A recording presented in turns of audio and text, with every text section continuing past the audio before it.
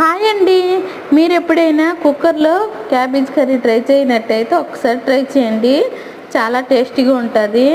ముందుగా క్యాబేజు లేకపోతే ఇంకా ఒక పెద్ద సైజు ఆలూని కట్ చేసుకొని వాటర్లో వేసి పక్కన పెట్టుకోవాలి. ఆ తర్వాత కుక్కర్లో ఆయిల్ వేసుకొని ఆయిల్లో పచ్చిమిర్చి ఆనియన్స్ వేసుకొని కాస్త మగ్గాక అందులో అల్లం వెల్లుల్లి పేస్టు ఇంకా టమాటా వేసుకొని ఉప్పుని పసుపు వేసుకొని టమాటా మెత్తబడే వరకు మూత పెట్టుకోవాలి.